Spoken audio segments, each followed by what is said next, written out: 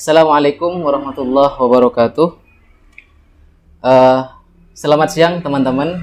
Kita berjumpa lagi di Tretan Zen Podcast.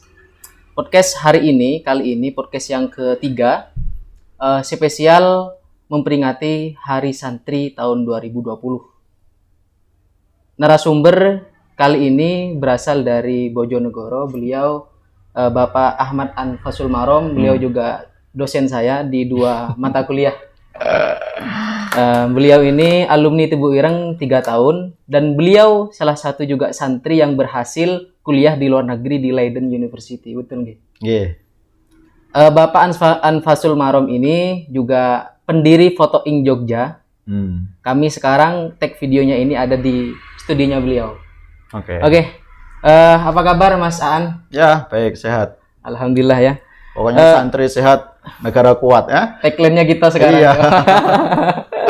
Santri sehat, Indonesia kuat. Oh, Indonesia kuat ya. Santri sehat, Indonesia kuat. Apa negara kuat? Dua-duanya. Dua-duanya. Mas Aan ini 3 tahun menjadi santri di Tebu Ireng. Tebu Ireng merupakan salah satu dalemnya atau rumahnya pendiri Nahdlatul Ulama yang juga memprakarsai resolusi jihad. Yang kemudian oleh Kepres Presiden tahun 2015 Hari Santri dijadikan Hari Santri Nasional, dijadikan hari libur begitu ya, nasional.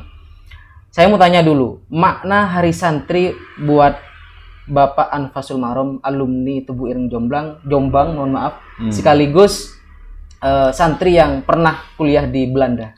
Seperti apa? Makna apa? Hari Santri? Makna Hari Santri itu sendiri. Hari Santri bagi kami sangat penting ya, karena memang sejarah ini kan sejarah panjang.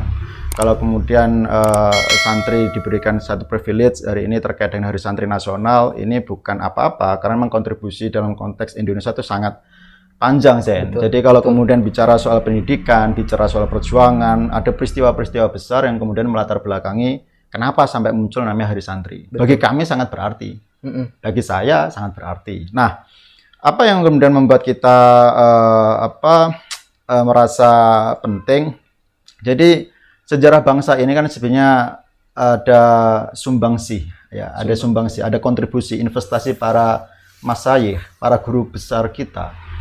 Kalau kemudian bagian negaranya ada founding fathers. Nah, salah satu masyayikh itu namanya Hadratus Syekh Hasyim Asy'ari. Betul. Hadratus Syekh Hasyim Asy'ari ini pendiri pesantren Tebu Ireng di Jombang yang waktu itu memberikan satu seruan resolusi jihad ketika ada keinginan sekutu datang kembali ke Indonesia yang kemudian akan dibonceng oleh Belanda. Jadi Indonesia ini posisinya sudah merdeka, tapi ada keinginan untuk dijajah kembali. Kenapa? Karena Inggris memenangkan Perang Dunia Kedua, di mana jajahan Jepang menjadi lahan jajahan Jepang menjadi incaran Inggris juga. Nah, sekutu ini ingin kembali, resolusi jihad ini yang menghalau. Jadi peristiwa ini bukan peristiwa, jadi peristiwa dunia sebenarnya. Sampai kemudian mengobarkan semangat-semangat para santri yang khususnya dari Madura, Jawa. Kamu dari mana nih? Saya dari Madura. Nah, pertemuan itu dari para kiai yang ada di Jawa dan di Madura bertemu di Surabaya. Di Surabaya, oke. Kemudian dibacakan oleh Hadratus Syekh Hasyim Asy'ari terkait dengan resolusi jihad yang mengobarkan semangat-semangat anak muda.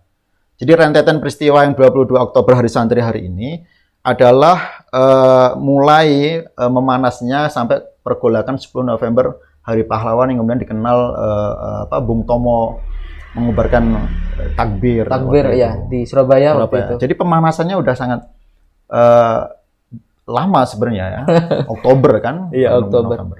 Kemudian ini Mas, kita kalau tadi bicara makna daripada Hari Santri itu sendiri, kemudian saya pengen tahu sebenarnya peran santri dari masa ke masa antar rezim itu seperti apa sebenarnya? Yang sampean ketahui.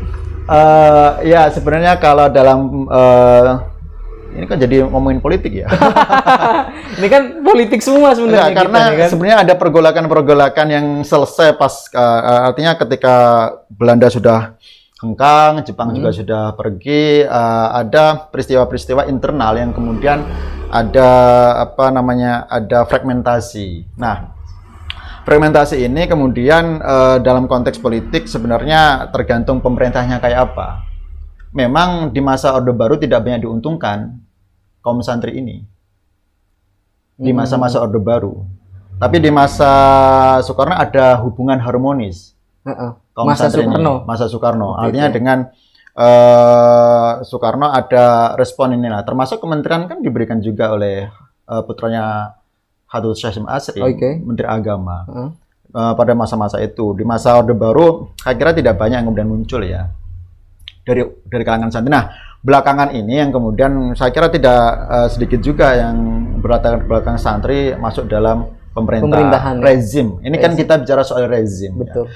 Tapi kemudian politik kebangsaan, saya kira santri sepenuhnya istilahnya fokus bicara soal Pancasila, bicara soal NKRI, bicara soal keragaman. Ini sesuatu yang sudah mendarah daging dalam dunia santri, meskipun beda-beda partainya, meskipun beda-beda saluran politiknya.